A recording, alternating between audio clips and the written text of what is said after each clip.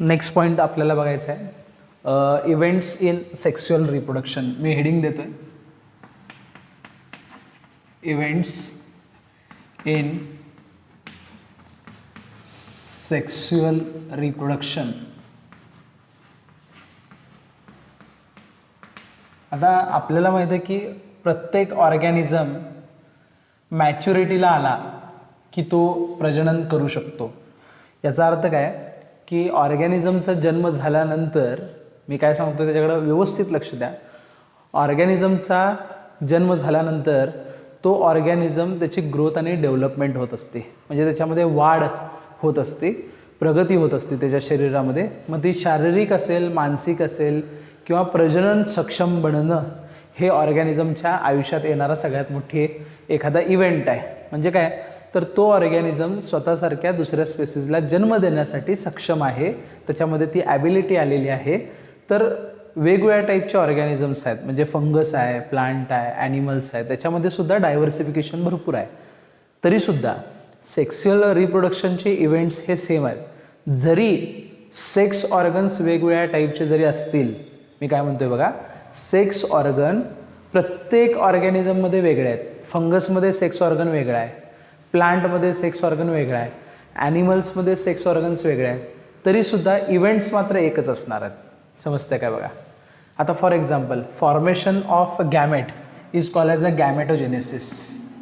Formation of gamete is known as गॅमेटोजेनेसिस.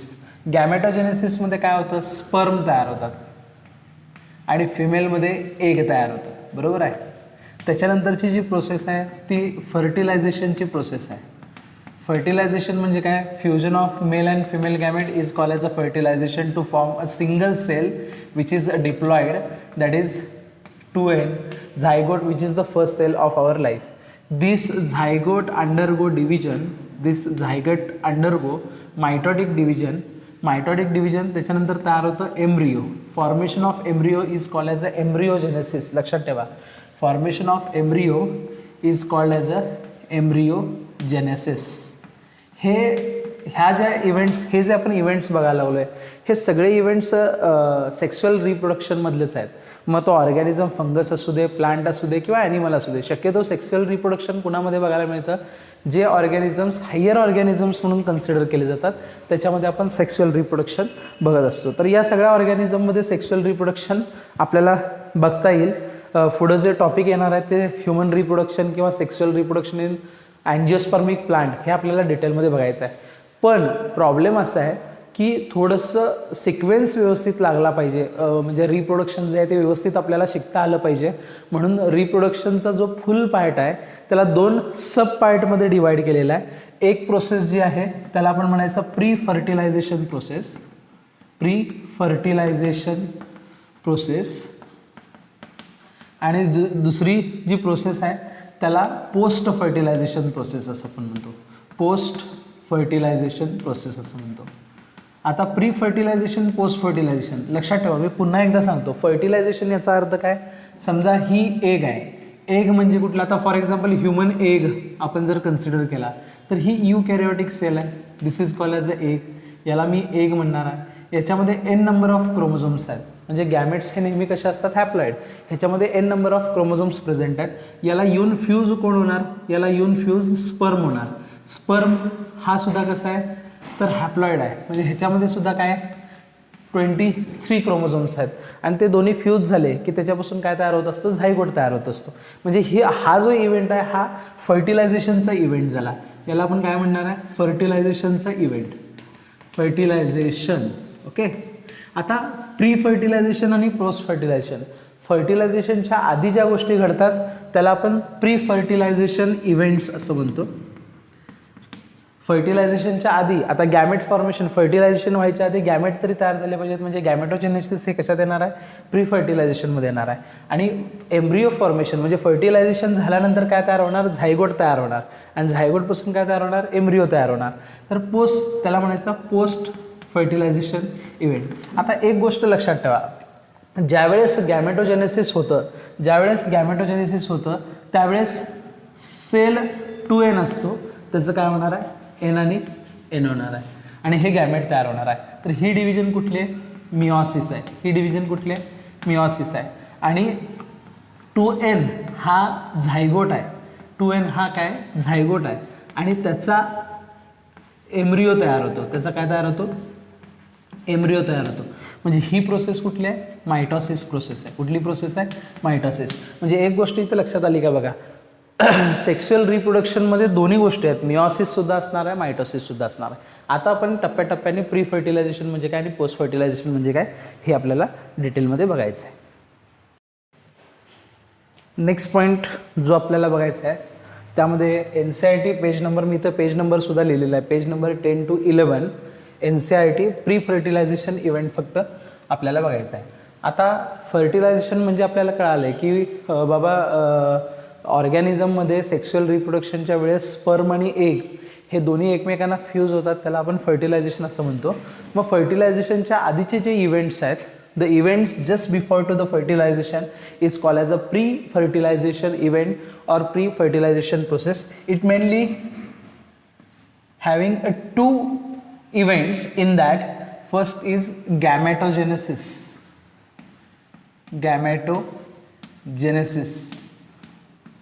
and second one is gamete transfer.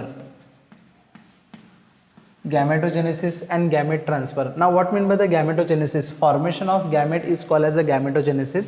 ह्या गॅमेटोजेनेसिस मध्ये दोन type येतात. एक आहे spermatogenesis means formation of sperm is called as a spermatogenesis. आणि दुसरा आहे oogenesis म्हणजे फॉर्मेशन ऑफ ओवम और formation of egg is called as a oogenesis. ह्याच्यामध्ये काय होतं बघा, गोनाड, मी काल पण सांगितलेलं होतं, गोनाड याचा अर्थ सेक्स ऑर्गन. आणि सेक्स ऑर्गनमधले जे सेल्स असतात ते कसे असतात? डिप्लॉइड्स असतात. बरोबर आहे, सेक्स ऑर्गनमध्ये डिप्लॉइड सेल्स असतात. आणि याच्यापासून काय तयार होतं? गॅमेट तयार होतो. एकतरी एग तयार होईल किंवा स्पर्म तयार होईल. म्हणजे हा गॅमेट कसा असणार आहे? हॅप्लॉइड. 2n म्हणजे 46 क्रोमोझोम, हॅप्लॉइड म्हणजे 23 क्रोमोझोम. म्हणजे 2nचं काय झालेलं आहे? n झालेलं आहे. म्हणजे इथं काय झालं आहे बघा, इथं कुठली डिव्हिजन झालेली आहे? मिओसिस डिव्हिजन इथं झालेली आहे. ही गोष्ट लक्षात ठेवा. आता हा काय तयार झाला? स्पर्म सेलला काय म्हणायचं? Sex cell. आणि सेक्स सेल म्हणजेच काय? गॅमेट. लक्षात ठेवा, ह्या प्रोसेसला आपण काय म्हणतो? गॅमेटोजेनेसिस. आणि हे आपण डिटेल ह्युमन रिप्रोडक्शनमध्ये आपण डिटेल बघणार आहे. गॅमेट्स हे हॅप्लॉइड्स असतात. In some algae, the two gametes are so similar in appearance that is not possible to categorize them into male and female gamete. आपण गॅमीचं जर समजा दोन मेल गॅमेट जर सेम असतील तर त्याला आपण आयसोगॅमी असं म्हणतो. आयसोगॅमी याचा अर्थ काय? दोन म्हणजे मेल आणि फिमेल गॅमेट्स आहेत, म्हणजे एग आणि स्पर्म आहेत आणि दोन्ही सुद्धा गॅमेट्स सिमिलर आहेत. इथं काय येणार? Gametes are similar to one another. म्हणजे स्पर्म आणि एग हे दोन्ही सुद्धा गॅमेट एकसारखे आहेत, त्याला आपण आयसोगॅमस म्हणतो. अनआयसोगॅमस किंवा अनआयसोगॅमी याचा अर्थ गॅमेट्स आर नॉट सिमिलर. आणि तिसरा जो टाईप आहे तो आहे ऊगॅमस किंवा ऊगॅमी. याचा अर्थ काय बघा, याचा अर्थ सगळ्यात महत्त्वाचा आहे, स्पर्म जो असतो म्हणजे मेल गॅमेट जो असतो तो मोटाईल असतो आणि स्मॉल असतो. लक्षात ठेवा, स्पर्म जो असतो, मेल गॅमेट जो असतो तो मोटाईल आणि स्मॉल असतो. आणि एग जी असते ती नॉन मोटाईल पण पूर्ण ह्युमन बॉडीमध्ये लार्जर असते. लक्षात ठेवा, त्याला आपण काय म्हणतो? ऊगॅमी म्हणतो. आयसोगॅमी, ऊगॅमी आणि अनआयसोगॅमी. आता हे आपल्याला कुठं बघायला मिळतं? पेज नंबर 10 वरती जे फिगर नंबर 1.5 दिलेला आहे, मी इथं लिहून ठेवतो. फिगर नंबर 1.5 मध्ये जे दिलेलं आहे आयसोगॅमी, अनआयसोगॅमी आणि ऊगॅमी, याच्यामध्ये जर तुम्ही पहिलं बघितला ए तर आयसोगॅमेट्स ऑफ क्लॅडोफोरा दिलेला आहे. क्लॅडोफोरा नावाचं प्लांट आहे, आल्गी आहे. लक्षात ठेवा. आयसोगॅमी त्याचं एक्झाम्पल आता एक्झाम्पल्स जे आपल्याला बघायचं ते डायरेक्ट तुम्ही लिहून घ्या. आयसोगॅमीचं क्लॅडोफोरा हे एक्झाम्पल दिलेलं आहे. त्याच्यानंतर हेट्रोगॅमेट्समध्ये फ्युकस दिलेला आहे, होमोसॅपियन दिलेलं आहे, ते सगळं हेट्रोगॅमेट्समध्ये दिलेलं आहे. लक्षात ठेवा. थोडंसं बोर्ड मी कॅमेरा टिल्ट करतो, तुम्हाला समजून जाईल सगळ्या गोष्टी. तर हे एक्झाम्पल पेज नंबर 10वरती दिलेलं आहे. आता चला पेज नंबर 11वरती आपल्याला यायचं आहे. पेज नंबर 11वरती होमोगॅमेट्स म्हणून दिलेलं आहे. होमोगॅमेट्स याचा अर्थ काय? आयसोगॅमेट्स. मी इथे लिहून ठेवतो. ॲक्च्युली अनआयसोगॅमी किंवा उगॅमी याला आपण हेट्रोगॅमेट असं म्हणतो. हेट्रो हा वर्ड मी वापरतोय, हेट्रोगॅमस, आणि हा जो आहे ह्याला आपण होमोगॅमी असं म्हणतो. लक्षात ठेवा, होमोगॅमी आणि हेट्रोगॅमी. पेज नंबर 11वरती बघा. NCERT एकदम टॉपिक हा फार छोटा आहे आणि ॲक्च्युली कसं आहे, ह्या टॉपिकचं पुढं इन्फॉर्मेटिव्ह भरपूर येणार आहे, त्यामुळे थोडक्यात मी सगळ्या गोष्टी तुम्हाला हळूहळू सांगत चाललो आहे. तर होमोगॅमेट आणि हेट्रोगॅमेट हे मी तुम्हाला सांगितलेलं आहे. मेल गॅमेट, आता प्लांटच्या बाबतीत जर तुम्ही बघितला, प्लांटच्या बाबतीत मेल गॅमेट जो असतो, मी इथे लिहून ठेवतो, मेल गॅमेट जो असतो त्याला आपण अँथ्रेझॉइड असं म्हणतो. अँथ्रेझॉइड लक्षात ठेवा. अँथ्रेझॉइड, अँथ्रोझॉइड लक्षात ठेवा. मेल गॅमेट आणि हा हॅप्लॉइड असतो. आणि एग जी असती, एग, तिला काय आपण ओवम म्हणू शकतो. एगला आपण ओवम किंवा आर्किगोनिया सुद्धा म्हणू शकतो. आर्किगोनिया सुद्धा म्हणू शकतो. आणि हे मी डिटेल प्लांट किंगडममध्ये सांगितलेलं आहे. मी जे जे सांगितलेलं आहे त्याचा रेफरन्स मी द्यायला लागलो आहे. पेज नंबरसुद्धा मी लिहून ठेवायला लागलो आहे, त्यामुळे त्याच्याकडे तुमचं लक्ष असणं फार गरजेचं आहे. तर हे झालं गॅमेट्सबद्दल. आता सेक्स्युअलिटी इन ऑर्गॅनिझम आपल्याला ती एक गोष्ट बघायची आहे, ती पुढं आपण बघूया कुठली कुठली येणार आहे ते. नेक्स्ट पॉईंट आपल्याला बघायचं आहे सेक्स्युअलिटी इन ऑर्गॅनिझम. मी पॉईंट लिहितोय.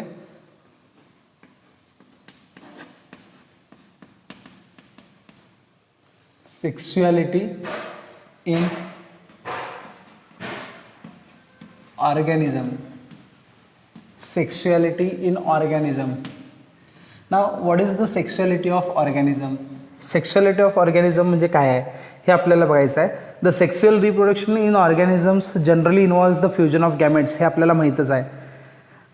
But this is always not true. काही काही वेळेस पार्थिनोजेनेसिस सुद्धा होऊ शकतं. Plants may have both male and female reproductive structure in same plant. आता होते काय, मेल रिप्रोडक्टिव्ह स्ट्रक्चर आणि फिमेल रिप्रोडक्टिव्ह स्ट्रक्चर. आता फॉर एक्झाम्पल त्यांनी पहिलं एक्झाम्पल घेतलेलं आहे इन प्लांट. प्लांटच्या बाबतीत त्यांनी एक्झाम्पल घेतलेलं आहे. प्लांटच्या बाबतीत आपल्याला काय बघायला मिळेल की मेल आणि female reproductive structure, male reproductive structure and female reproductive structure. आणि हे आपण बघितलं मर्केन्शियामध्ये नाही, बाकीचे जे काय ब्रायोफाइट्स आहेत त्या ब्रायोफाइट्समध्ये. आता फिनारियामध्ये आपण बघितलं मेल आणि फिमेल एकाच स्ट्रक्चरवरती प्रेझेंट असते. आता मेल रिप्रोडक्टिव्ह स्ट्रक्चर आणि फिमेल रिप्रोडक्टिव्ह स्ट्रक्चर एकाच प्लांटवरती प्रेझेंट असते, एकाच पार्टवरती प्रेझेंट असते. त्याला आपण बायसेक्स्युअल असं कन्सिडर करतो. सेम प्लांटवरती प्रेझेंट असते. लक्षात ठेवा, सेम प्लांटवरती प्रेझेंट असते. मेल आणि female structure, reproductive structure same प्लांटवरती प्रेझेंट असते, म्हणून त्याला आपण म्हणतो बायसेक्स्युअल. काय म्हणायचं त्याला? बायसेक्स्युअल प्लांट म्हणायचं. काय म्हणायचं? Bisexual plant. In several fungus and plants the terms such as homothallic and monoecious are use to denote the bisexual condition and heterothallic and dioecious is describe for unisexual. आता लक्षात ठेवा, होमोथॅलिक आणि मोनोशियस हे बायसेक्स्युअललाच वापरतात. होमोथॅलिक आणि त्याचबरोबर मोनोशियस हे तिन्ही काही प्लांटसाठी अँड इन सम फंगस लक्षात ठेवा.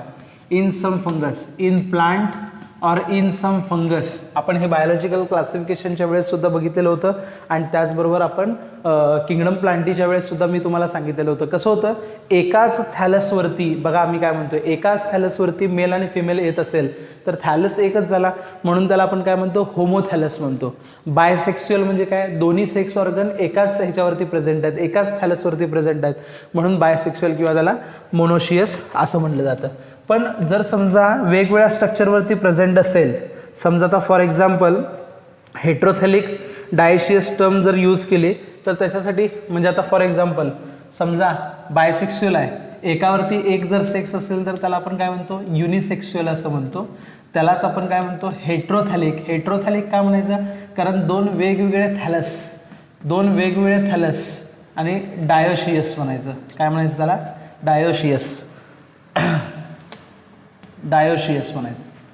लक्षात ठेवा, हेट्रोथॅलिक, डायोशियस म्हणजे काय, युनिसेक्स्युअल. लक्षात ठेवा, ही तर विसरतं मुलांचं की बायसेक्स्युअल आणि युनिसेक्स्युअलमध्ये गोंधळून जाण्याची जास्त शक्यता असते. पेज नंबर 11वरती त्या गोष्टी सगळ्या परफेक्ट करून ठेवा. आता फ्लावरिंग प्लांटच्या बाबतीत फ्लावर आपल्याला माहीत आहे, फ्लावरमध्ये मेन रिप्रोडक्टिव्ह ऑर्गन्स कुठले कुठले असतात. आता फॉर एक्झाम्पल इथं आपण फ्लावर कन्सिडर करू. फ्लावर आपल्याला माहीत आहे की बाबा ओव्हरी असते, त्याच्यामध्ये ही ओव्हरी आहे. Ovary, style stigma, androecium, gynoecium आपल्याला माहीत आहे. हे कॅलेक्स आहे, कोरोला आहे, आणि हे कॅलेक्स आहे आणि खालच्या बाजूला थॅलामस असतं. लक्षात ठेवा, ह्याला मी नाव देतो, याला काय म्हणणार, कार्पेल.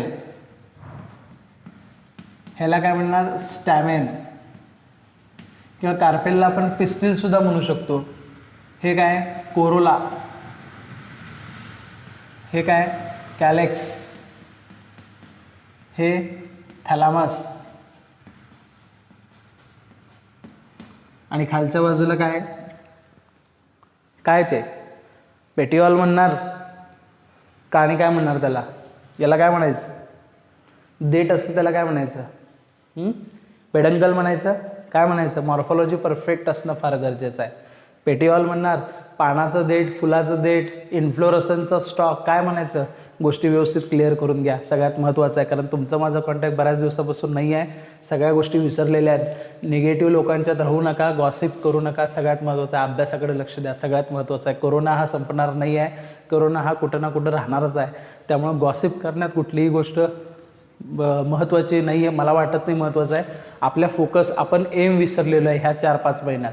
आपलं एम नाही आहे. पालकांनी सुद्धा त्या गोष्टीकडे लक्ष देणं गरजेचं होतं. एमलेस होऊ नका, आयुष्यात एम काहीतरी ठेवून काम करा, नाहीतर काही उपयोगाचं नाही आहे. लक्षात ठेवा.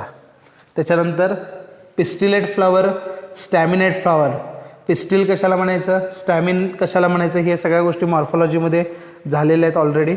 जर समजा फक्त मेल असेल, म्हणजे हे स्टाईल स्टिग्मा ओव्हरी जर नसेल, नुसता जर स्टॅमिन असेल तर त्याला स्टॅमिनेट म्हणायचं, नुसता जर पिस्टिल असेल तर त्याला पिस्टिलेट म्हणायचं. मोनोशियस, डायशियस ह्याचे जे एक्झाम्पल्स दिलेले आहेत ते एक्झाम्पल्स परफेक्ट करून ठेवा. आणि काय वेळेस ॲनिमल्समध्ये मेल आणि फिमेल ऑर्गन्स, सेक्स ऑर्गन्स जे असतात ते एकाच असतात. त्याला आपण हर्माफ्रोडाईट असं सुद्धा म्हणतो. सगळ्यात महत्त्वाचं आहे, त्याला आपण हर्माफ्रोडाईट म्हणतो. त्याच्यानंतर पेज नंबर 11वरती cell division during gamete formation, हे ऑलरेडी मी मगाशी सांगितलेलं होतं, तर ते परफेक्ट करणं फार गरजेचं आहे. पेज नंबर 12वरती ज्या डायग्राम्स दिलेल्या आहेत त्या डायग्राम व्यवस्थित बघा. त्यामध्ये bisexual animals, earthworm, unisexual animal, cockroach, monoecious plant, chara, dioecious plant, marchantia आणि बायसेक्स्युअल फ्लावर, स्वीट पोटॅटो याच्या रिलेटेड दिलेलं आहे. समजतंय. तर हे पेज नंबर 12पर्यंत झालेलं आहे. पेज नंबर 13 जर बघितलं तर गॅमेट म्हणजे काय दिलेलं आहे.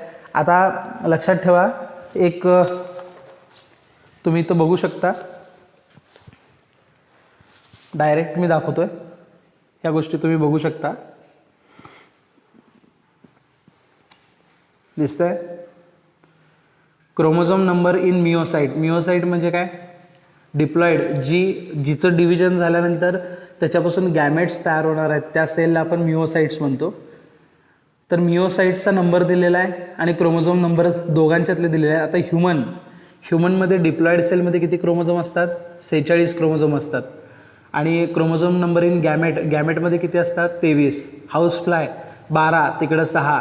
रॅट इकडं 42, तिकडे 21. कॅट इकडं 38, तिकडे 19. Fruit fly 8, 4. ऑफिग्लॉसम, फर्न म्हणजे टेरडोफायटामध्ये येते, 1250 आणि तिकडे 1260 आणि तिकडे 630. ॲपल, सफरचंद 34 आणि 17. राईस 24-12. मेज 20-10. पोटॅटो 12-24. बटरफ्लाय 380, 190.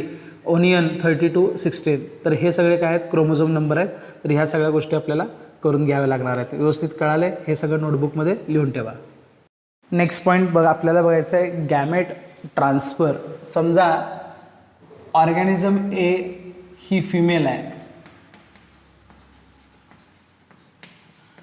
आणि ऑर्गॅनिझम बी हा मेल आहे.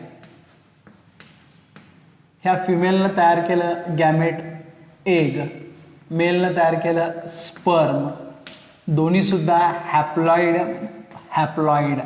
आता मॅक्झिमम ऑर्गॅनिझमच्या बाबतीत जर तुम्ही बघितला तर मॅक्झिमम, मी सगळ्या म्हणत नाही, काही एक्सेप्शनल केसेस सुद्धा आहेत, मॅक्झिमम ऑर्गॅनिझममध्ये एग ही कशी असत्या, नॉन मोटाईल असत्या आणि मेल हा कसा असतो, मोटाईल असतो. नॉन मोटाईलला आपण काय म्हणणार आहे, स्टेशनरी म्हणणार आहे. नॉन मोटाईलला आपण काय म्हणणार आहे, स्टेशनरी म्हणणार आहे. मोटाईल मुवमेंट करत असतात. मग आता मला सांगा, स्पर्म आणि एग ह्या दोघांचं मिलन होण्यासाठी, ह्या दोघांचं फ्युजन होण्यासाठी गॅमेटचं काय झालं पाहिजे, ट्रान्सफर झालं पाहिजे. एकतरी स्पर्म एगपर्यंत पोचला पाहिजे किंवा एग स्पर्मपर्यंत पोचली पाहिजे. दोन्हीपैकी एक होणं फार गरजेचं आहे. तर कुठला गॅमेट कुणाजवळ जाणार हे सगळ्यात महत्त्वाचं आहे. एक्सेप्शन्स काही आहेत, काही फंगाय आणि आल्गी, फंजाय, सम फंजाय, इन सम फंजाय आणि प्लांटमध्ये आल्गी यांच्यामध्ये दोन्ही gamete, both gametes are motile. लक्षात ठेवा, अंडरलाईन करून ठेवा. In some fungus and in algae both types of gametes are motile. There is a need for medium through which the male and female gametes move. In several simple plants like algae, bryophyta and pteridophyta, water is the medium. लक्षात ठेवा, आपण पहिली cases बघितली होती, algae, Bryophyta तरी complete पाण्यावरती depend आहे आणि टेरेडोफायटा हे जे तीन आहेत यांच्यासाठी वॉटर मीडियम सगळ्यात महत्त्वाचं आहे. पाण्याची गरज भरपूर लागणार आहे, वॉटर मीडियम सगळ्यात इम्पॉर्टंट आहे. गॅमेट्स हे पाण्यात आल्यानंतर फिमेल गॅमेटपर्यंत पोचलं जातो. म्हणजे अँथ्रेझॉइड्स जे असतात ते आर्किगोनियापर्यंत पोचण्यासाठी वॉटरचा उपयोग करतात आणि हे आपल्याला माहीत आहे, म्हणून तरी त्यांना ॲम्फिबियन प्लांट्स असं म्हणतो ब्रायोफायटाला आपण. त्याच्यानंतर large number of male gamete however fail to reach the female gamete. To compensate this loss of male gamete during transport, the number of male gametes produced is several thousand times the number of female gametes produced. आता लक्षात ठेवा, समजा ही egg आहे आणि ह्या एगला हा sperm जाऊन touch होणार आहे, म्हणजे फर्टिलायझेशन करणार आहे. पण प्रॉब्लेम कसा आहे, तयार होत असताना एग हे नंबरमध्ये कमी तयार होतात, म्हणजे 2 एग, 1 एग असं तयार होतात. पण स्पर्मच्या बाबतीत जर तुम्ही बघितलं तर मिलियन्स ऑफ स्पर्म्स तयार होतात. म्हणजे गॅमेट फॉर्मेशन होत असताना मेल गॅमेट हे जास्त प्रमाणात तयार होतात, फिमेल गॅमेट हे कमी प्रमाणात तयार होतात. तर असं का, तर एगपर्यंत पोचण्यासाठी स्पर्म जेवढे तयार होतील त्यातले बरेचसे स्पर्म हे डॅमेज होणार आहेत. लक्षात ठेवा मी काय म्हणतोय. एग, आता ह्युमनच्या बाबतीतच एक आपण एक्झाम्पल घेऊया. ह्युमन फिमेलमध्ये प्रत्येक मासिक पाळीनंतर एकच एग रिलीज होतो, पण माणसाकडून एका इजॅक्युलेशनमधून, म्हणजे जे रिप्रोडक्टिव्ह पार्टमधून एक फ्लुइड बाहेर पडतं त्याला आपण सिमेन म्हणतो. ते सिमेन फक्त 3 to 4 ml असतात आणि त्याच्यामध्ये 300 मिलियन स्पर्म्स असतात. मग तुम्ही म्हणणार एक तरी एग आहे आणि स्पर्म भरपूर आहेत, म्हणजे कसं आहे, लग्न करायचं आहे आणि एक फक्त मुलगी आहे आणि बरेचसेच मुलं आहेत म्हणल्यानंतर थोडंसं कन्फ्युजन होण्याची शक्यता आहे. कारण का, एगपर्यंत एक स्पर्म पोचण्यासाठी बरेचशा स्पर्मची बळी द्यावी लागते. याचा अर्थ काय, भरपूर स्पर्म्स का तयार होतात, कारण त्यातले बरेचसे स्पर्म हे डॅमेज होणार आहेत आणि त्यातला एकच स्पर्म फक्त एगपर्यंत पोचणार आहे. एकच स्पर्म फक्त एक. म्हणून हा लॉस कॉम्पन्सेट करण्यासाठी एगपेक्षा स्पर्मची संख्या ही बऱ्याच पटीनं जास्त असते. एका रिप्रोडक्शनच्या वेळेस जर समजा एकच एग तयार होत असेल तर ह्युमनमध्ये त्याच वेळी 300 मिलियन स्पर्म्स तयार होतात आणि त्या 300 मिलियन स्पर्ममधून फक्त एकच स्पर्म त्या एगपर्यंत जातो. लक्षात ठेवा. म्हणून हा लॉस जो आहे तो मोठा आहे स्पर्मचा, आणि स्पर्म्स हे मोटाईल्स असतात त्यामुळे स्पर्मची संख्या ही जास्त असते. हे तुम्हाला पेज नंबर 13 वरती गॅमेट ट्रान्सफरच्या पहिल्या पॅरेग्राफमध्ये बघायला मिळेल. In some seed plants, pollen grains are carriers of male gamete and ovule have the egg. pollen grains produced in anther therefore have to transfer to stigma, that is called as a pollination. Transfer of pollen grain from anther to stigma is called as a pollination, जे आपल्याला डिटेलमध्ये बघायचं आहे. तर हे सगळे जे events आहेत हे सगळ्यात महत्त्वाचे इव्हेंट्स आहेत. तर पेज नंबर 13 आणि पेज नंबर 14 ह्याच्यावरती आपण बरंचसंच कवर केलेलं आहे. मी जरा थोडंसं फास्ट का घ्यायला लागलो आहे, हा टॉपिक फार सोपा आहे आणि ह्या टॉपिकमधलं डिटेल आपण राहिलेल्या 3 टॉपिकमध्ये बघायचं आहे, त्यामुळे हे टॉपिक थोडीशी मी फास्ट घेतो आहे. त्याच्यानंतरची जी प्रोसेस आहे त्याला आपण फर्टिलायझेशन प्रोसेस म्हणतो आहे. फर्टिलायझेशन प्रोसेसमध्ये पटपट अंडरलाईन करून घ्यायचं आहे. Fertilization page number 14 NCERT textbook, page number 14 NCERT textbook. त्याच्यामध्ये फर्टिलायझेशन म्हणजे काय, fusion of male and female gamete is called as a fertilization to form a single zygote, आणि त्याला आपण सिनगॅमी सुद्धा म्हणतो. ह्याच्यामध्ये काही एक्झाम्पल्स दिलेले आहेत. काय काय ऑर्गॅनिझमचा जन्म होत असताना विदाऊट फर्टिलायझेशन होतं, त्याला आपण पार्थिनोजेनेसिस असं म्हणतो. हे 2019-2018ला MCQला विचारलेलं होतं. त्याच्यामध्ये एक्झाम्पल्स दिलेले आहेत. रॉटिफर्स, हनीबीज, लिझार्ड, बर्ड्स, टर्की, हे सगळे पार्थिनोजेनेसिसनं तयार होणारे ऑर्गॅनिझम्स आहेत. आता फर्टिलायझेशन याचा अर्थ काय, fusion of male and female gamete is called as a fertilization. Fertilization हे 2 टाईपचे असतात. शरीराच्या बाहेर जर समजा गॅमेट, आता मी ऑर्गॅनिझम आहे आणि बी ऑर्गॅनिझम आहे, मी मुलगा आहे आणि मुलगी आहे, तिनं एग बाहेर रिलीज करायचं, मी स्पर्म बाहेर रिलीज करायचं, दोन्ही शरीराच्या बाहेर दोन्ही एकमेकांना फ्यूज होतात, त्या फर्टिलायझेशनला म्हणायचं एक्सटर्नल फर्टिलायझेशन. आणि आपण फिमेल म्हणजे ह्युमनच्या बाबतीत आपण बघतो बघा की फर्टिलायझेशन नेमकं कुठं होतं. आता for example he female reproductive structure आहे, ओके, ह्यातनं स्पर्म वरती गेला, स्पर्म वरती इथंपर्यंत आला, ह्यातनं एग रिलीज झाली, ही एग इथं आली, इथून इथं आली आणि इथं फर्टिलायझेशन झालं, बरोबर आहे. मग इथं हे बॉडीच्या आत आहे का बॉडीच्या बाहेर आहे, बॉडीच्या आत आहे, म्हणून याला काय म्हणायचं, इंटरनल फर्टिलायझेशन म्हणायचं. ते पेज नंबर 14 वरती दिलेलं आहे, समजण्यासारखं आहे, एक्सटर्नल फर्टिलायझेशन आणि इंटरनल फर्टिलायझेशन. तर त्या गोष्टी तुम्ही बघून घ्या, ओके. इंटरनल फर्टिलायझेशन आणि एक्सटर्नल फर्टिलायझेशन. तर हे सगळे इव्हेंट्स जे झाले, ह्या सगळ्या इव्हेंट्सला आपण काय म्हणतो, प्री फर्टिलायझेशन इव्हेंट्स. तर ते पटपट सगळ्या गोष्टी करून घ्या. लगेच मी तुम्हाला बुकलेट पाठवतो, बुकलेटसुद्धा सोडवून घ्या.